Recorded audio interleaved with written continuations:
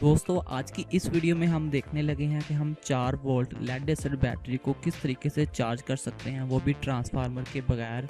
इस वीडियो में मैं आप लोगों को एनिमेशन के थ्रू सर्किट बनाकर दिखाने वाला हूं। आपने इस वीडियो को मुकम्मल देखना है। चलते हैं वीडियो की तरफ। अगर आप लोगों ने अभी तक चैनल को सब्सक्राइब नहीं किया तो काइंडली चैनल को सब्सक्राइब कीजिए और साथ में मौजूद बेल नोटिफिकेशन ऑन कीजिए।